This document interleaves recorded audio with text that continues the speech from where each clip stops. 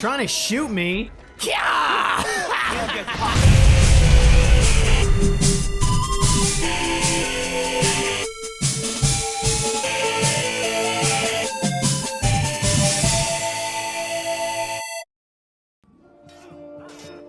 Assassin's Creed is a series of games that, henceforth, for the sake of pure accuracy, I'll be referring to as a franchise. For something with so much potential, it's been fun watching Ubisoft make haphazard nerve-pinching leaps and awkward steps forward like a hiker on a particularly muddy trail. I've been with this series since the beginning and, gotta tell ya, had no clue where it was going. It's a franchise characterized by solid, particle board foundations that quickly turn steely before rusting over. A series of systems with no solid foundation, no fundamental unity, a AAA game sitting B-movie adjacent, and for every incredible skyline, every lovingly rendered, time period accurate pointy thing, every attempt at a meaningful expression, the games can't do much but drop whatever piece they're holding in that same muddy trail and ask the player to pick it up. Put another way, Assassin's Creed's the kind of game that makes you want to jump off a cliff. Cause it looks kind of fun, huh? How about that? Assassin's Creed, the original. Gotta find the words. Oh yeah. Prince of Persia died for this? It's an extremely simple expression of the concept, an excuse to render incredible cities, a place for parkour, a middling historical drama.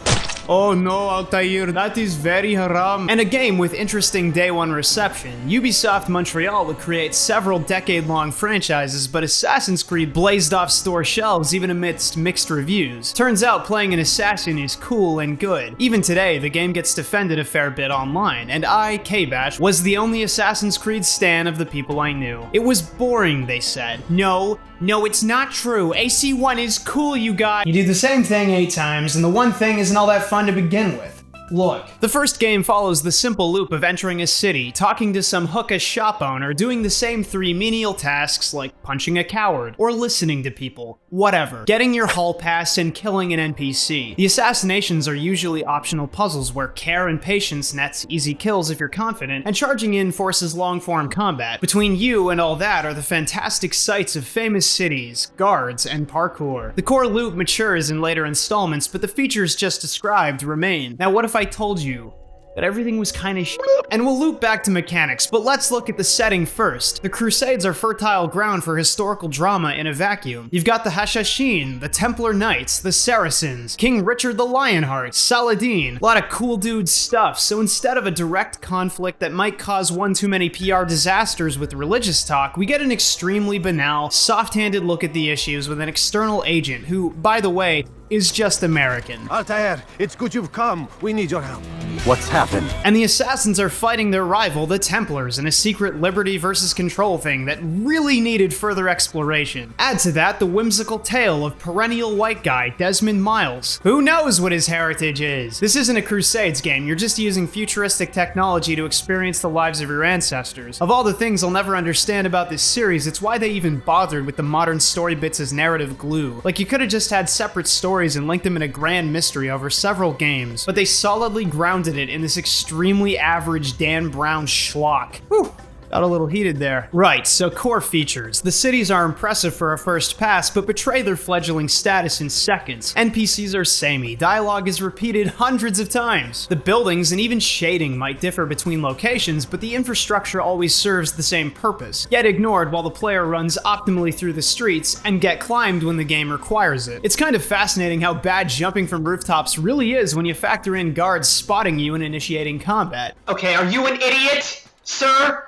Yeah, okay, goodbye. That's right. Having to jump and climb from ledge to ledge, the cities house direct objectives and side content, but overall feel very barren. You won't enter a house, you won't talk to a person unless the game allows it, and these moments are incredibly sparse. And really, everything above street level exists for the sake of parkour. So let me take you to the Omega Jake Zone. Time combat. I think this is built well. You'd swear the thing was stuck together with nothing but toothpicks and glue. I get that snapping a character to a point on the terrain, also known as jumping, is difficult, and with all the angles and animations, some funny business was bound to emerge, but play this game for 10 minutes. There will always be a dumb little problem with NPC detection, with jumping to the right place, with how the game reads Altair's current state, with unexpected circumstances. Are you seeing this, dude? Holy fuck. And on top of all that, it's slow. First passes. What can you do? What really sold me early on was the combat. It's edgy shit, man. Come on. But the combat is a problem in itself. Whether it's reacting badly with the infrastructure, Oh my god.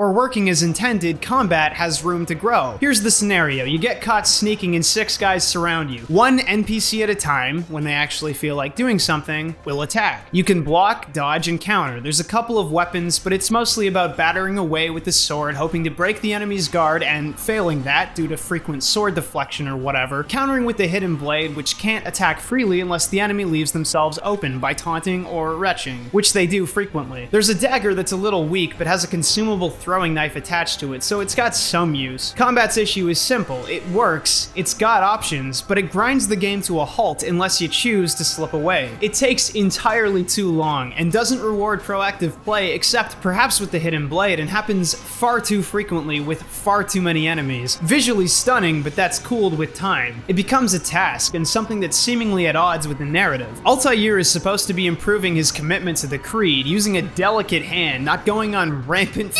killing sprees. At least Altair can be 2 meters away from a guy and warp kill him. Okay, what is happening here? How does it work? But wait, KBash, there's side content. Kill 50 hidden men. Collect the flags.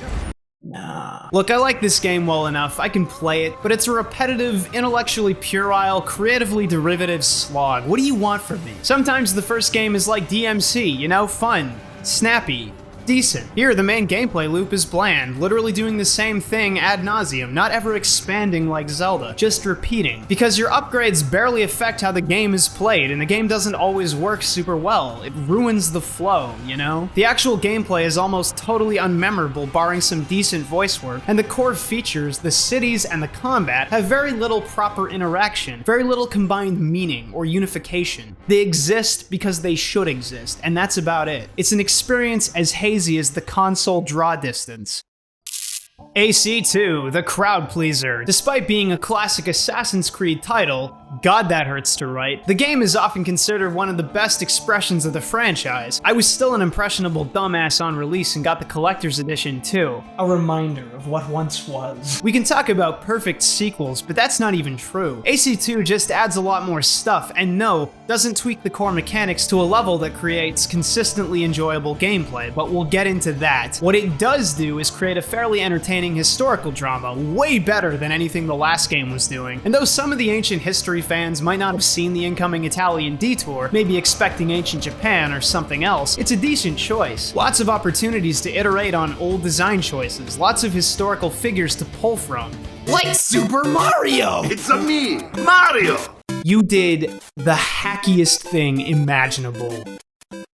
Fuck. At least I can see where the fans are coming from. New animations, new weapons and tools, varied enemy types, a gameplay loop that puts cutscenes and new tasks and locations first. It's very much a AAA game, down to the abnormal gameplay segments, your carriage race and flying sections, neither of which are fun, but you do it anyway because it's a little mix-up, a little spice. Mamma mia. And the story's great. You got your rapscallion youth Ezio getting into scraps, getting into the tuna, having a loving family. Hey, Padre, what are you doing? Oh, you know, just hanging around.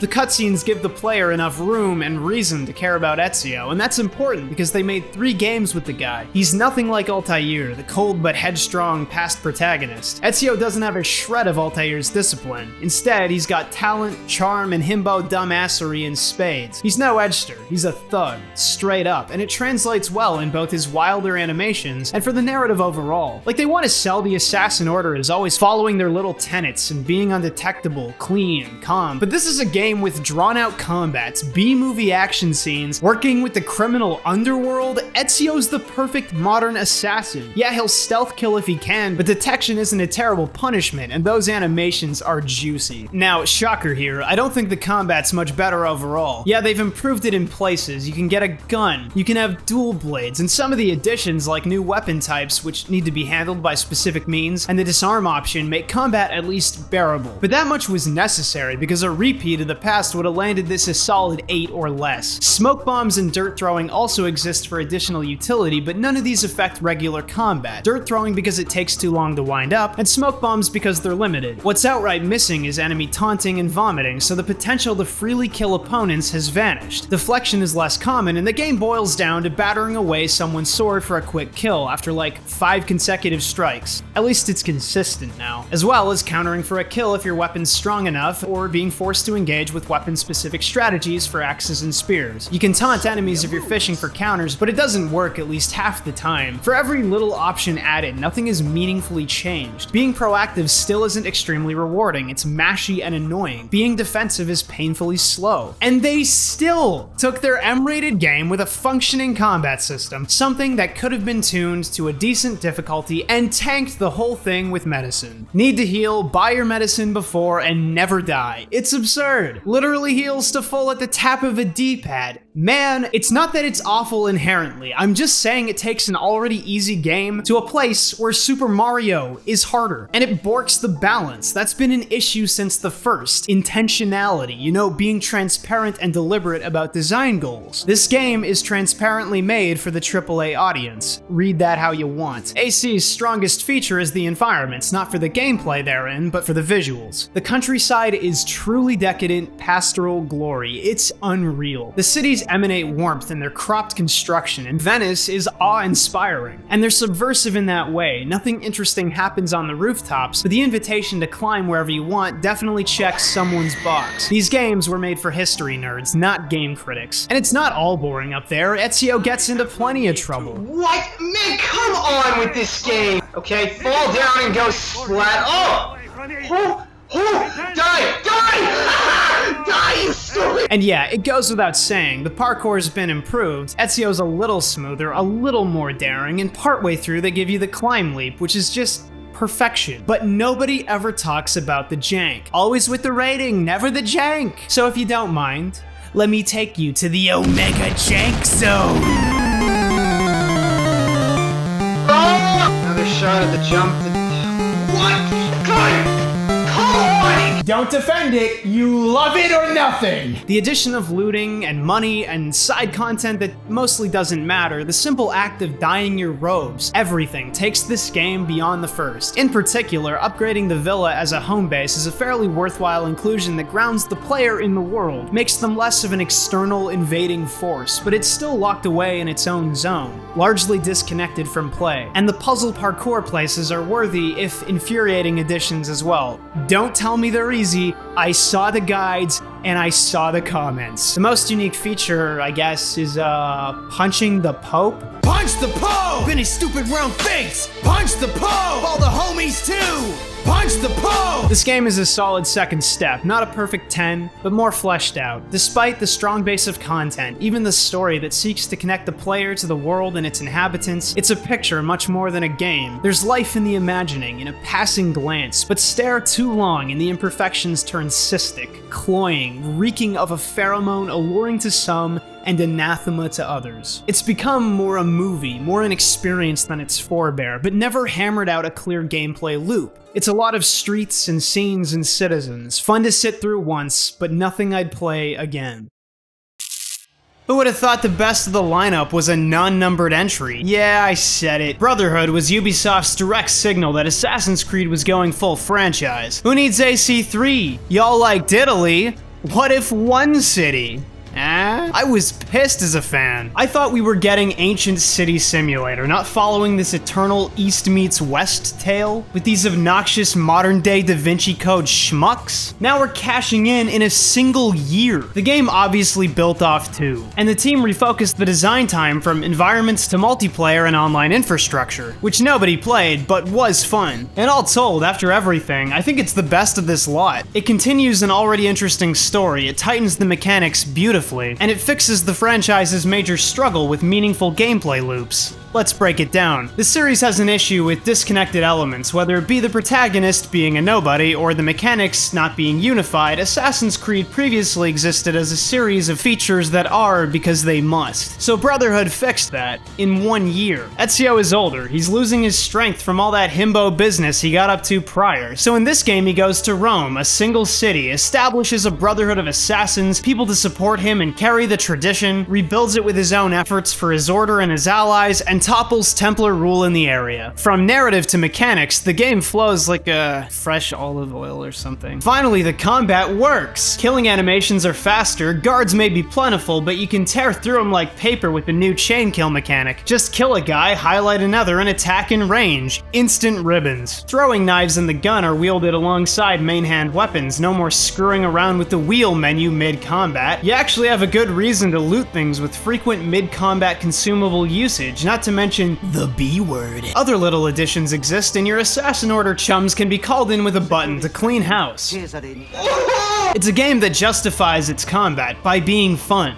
by working. I'm serious, play these games back to back and tell me this isn't better in every way. It just functions so well. Unfortunately, parkour is not incredibly improved, though I encountered a lot less jank in general, but sticking to the streets is easy and expedient. If anything, it's the major thing the game should have considered. But at least you spend time looking at the city because, unlike previous games, you're personally invested in every facet of it. Rome is a wreck, and while I've mentioned some of the ways you reinvest in the city, building up your base, etc., the real key is Banco. Banco is God, and I won't hear another word about it. Finally, all the money you make has a purpose. Yes, you could upgrade weapons and the like before. Yes, you could sink money into the villa to create cash flow, but now the player has a choice. Short-term personal equipment upgrades or long-term Banco. And it's not some side zone. Banco is here, all around us. All the side content matters because it's more gold, more weapons, more Banco. Put the money into renovating art shops, blacksmiths,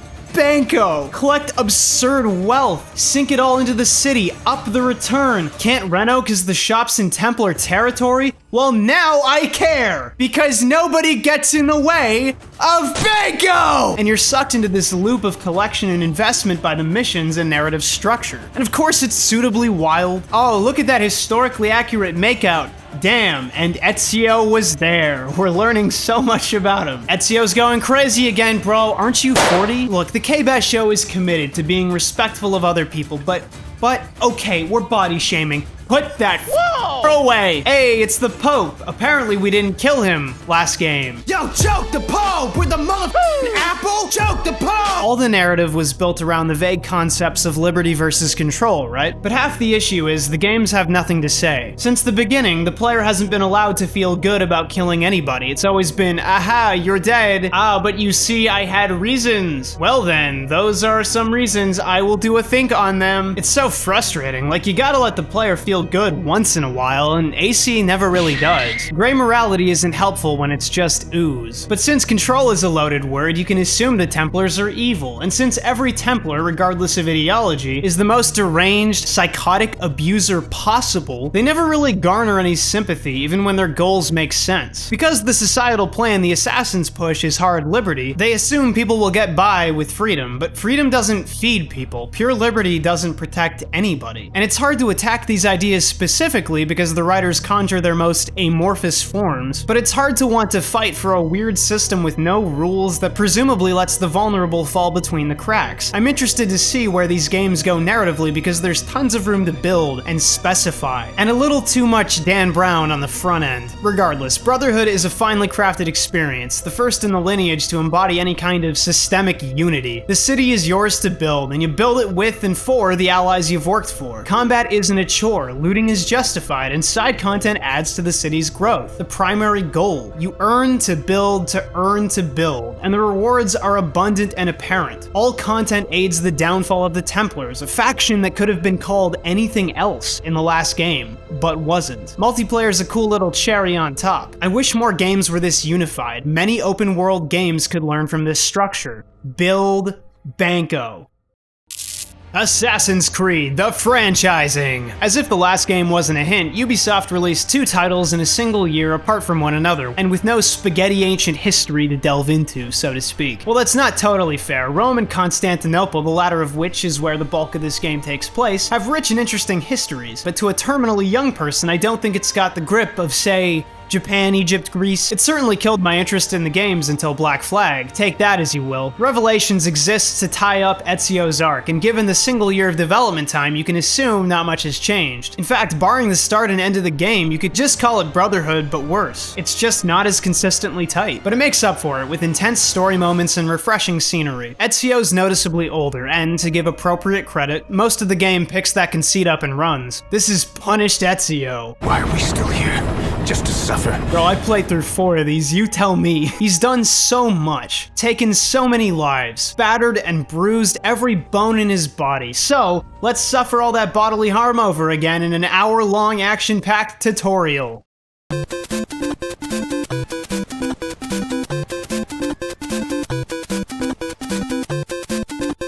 And he's up. What a Chad. Ezio's become a relic in time. Society's passed him by. He's alone, searching for answers in a foreign land. I don't really care for the Ottoman hook blade. I really hate the enemy riflemen. Oh, fuck! And I'm not interested in the endless grenades, crafting, but that's what you get for being old in another country. They already lock him in bins here, no surprise they shoot him elsewhere. Age works against Ezio. He needs the hook blade to climb like he used to, and his combat animations are disappointingly slow a lot of the time. It feels like a misstep cradled in narrative purity. That is, yeah, it makes sense, but that doesn't make it fun. Really just feels like they threw it all in, every little idea they wanted to happen before Ezio bit the dust. You still invest in and build Constantinople and its Brotherhood, and it's funny, the city's divided into 2 major districts. It's colorful and lively as Rome, but you're missing the old allies established in 2 that carried over to Brotherhood. It's unfortunate because it seems like Brotherhood only could have happened given sufficient story time in a vacuum, or because it was predicated on a strong base. At least the core Brotherhood loop remains intact, it's just not as powerful narratively.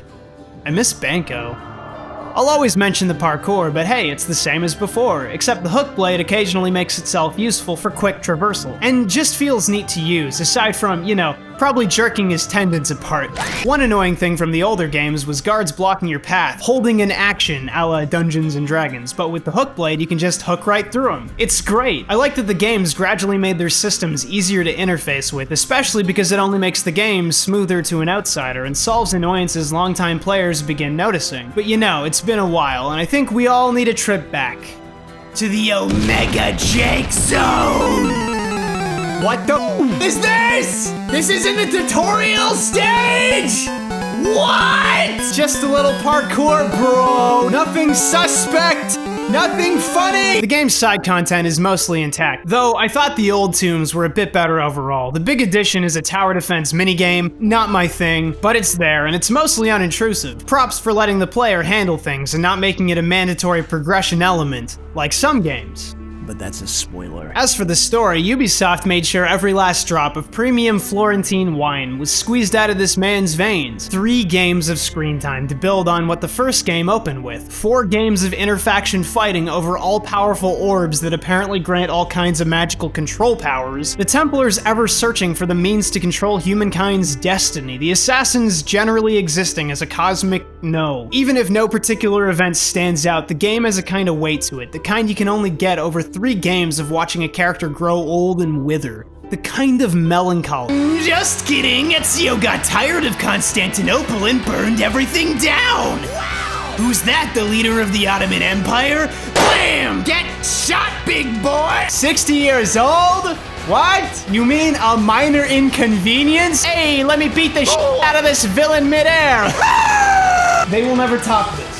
This is incredible. It's what I hate about these games. The revisionist history told as an action movie is fun and interesting. Sorry, what was that? Desmond who wants his screen time?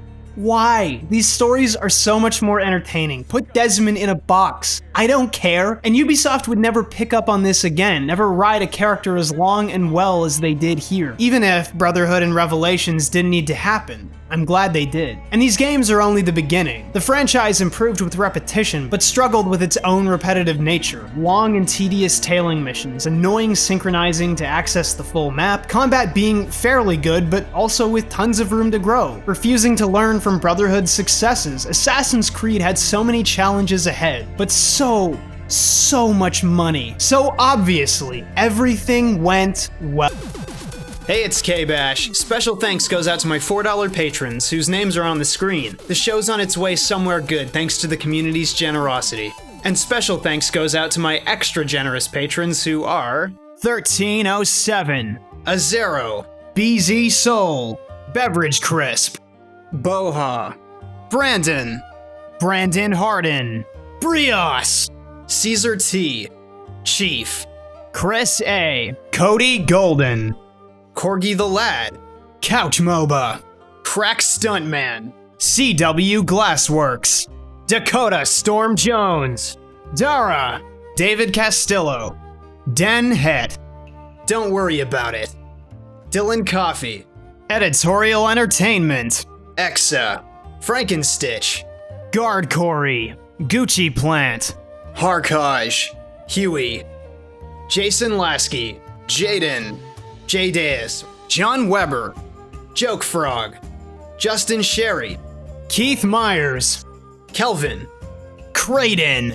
Crazy Dark Chocolate, Latrix, Laundry Mom, Lego Sid, Liam, Lon, Lucas Phoenix, Marcules, Marmato, Maximilian Wolfgang Niver, Milky Moo Official, Mr. Dodongo, Miles Burris, Ol Burgle, Only LK, Pink Peacock, Quillworth, Quinn, Reggie Rodriguez, Ricochet Frame, Sagitrash, Siren Smells Good, Salty Smasher, Sekai no Awarida, Seamus Nerd, Shod, Simp God, Special Children, Spooky Grimalkin, Sublime Cataclysm, Super Sandwich Guy, Tenken Zephyrborn, TFY Lex, They Call Me Gambit, Thrips Heartrop, Travis Edwards, V01156, Venom, Viewers Like You, Vic, Walter Taggart, Waposa, Weeb Trash, Well Shit, Zachary V, Zanaso, Zane the Impure, Zane the Pure, Zed Slayer Gamer. If you'd like to help support the show and make it even better, check out my Patreon. We've got all kinds of goals and lots of rewards in store. Stay tuned for more. KBash out.